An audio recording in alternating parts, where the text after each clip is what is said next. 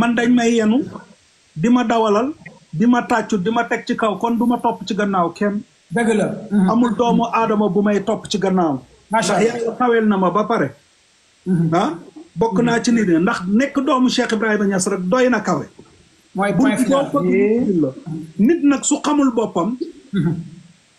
kooku du nit da ngay xam sa bopp. man ci samay maam yépp ren gii maa ngi gërëm meeru Thiès. ci jëf ju rafet jum def taxawal sama maam muy Lat Joor Ngoone Laati Jóob. maa ngi lay wax commando Baye amul benn sëtu Lat Joor Ngoone Laati Jóob direct boo xam ne sëriñ la. ci sëriñ ci doomu sëriñ ku dul man mii direct laa la wax. koo xam ne Lat Joor moo jur ndeyam man mii la. man rek ngay wax Lat Joor Sekk Julli Fat Jóob Kolle Saw. macha allah. loolu ma wax la ko jaaruma ci keneen. Lat Joor direct.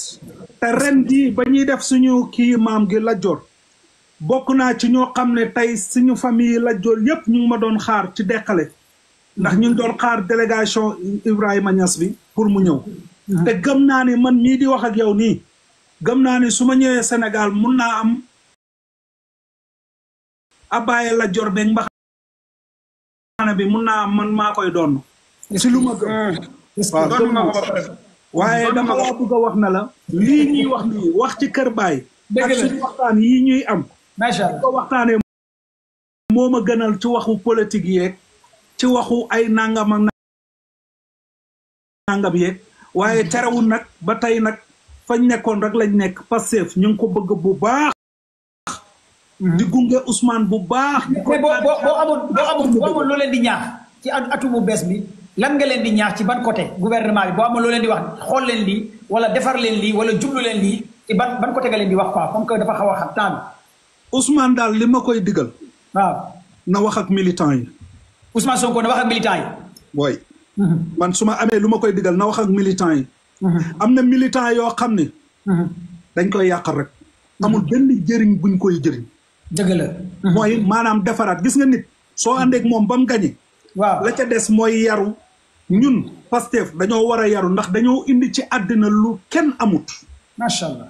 mooy dañoo liggéey boo xam ne ci àddina bañ sasoo ba léegi. lu Sonko def amul ci kaw suuf ku ko mus a def. kon suñ demee ba gañe réew mi.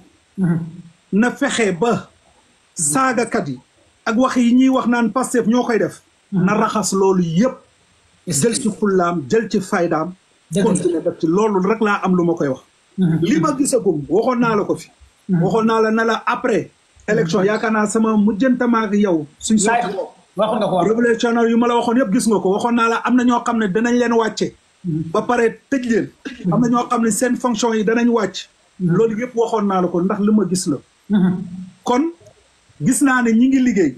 ak ñi ngi am ay part yu ñuy dem waaye li ma mën a wax man. liggéey buñ mënti liggéey. maa ngi fàttali ki nga xam ne mooy premier ministre ak président Diomaye Faye. ñun Saalum lañ. Saalum lañ am. lépp lu ñuy tiitaroo Saalum la. te Saalum yi buñ fàtte doomu Saalum yi dañ cee rayante sonn. te Saalum dafa yàgg a sonn. dafa yàgg a sonn. am nañ suuf su yaatu. mbay mi nañ ñu ci dimbalee autoroute de l'eau bii ñuy wax. na njëkkee ca Saalum. na njëkkee ca Saalum gis nga Saalum su développé. ci mbay. wallahi Sénégal yépp développé ci mbay.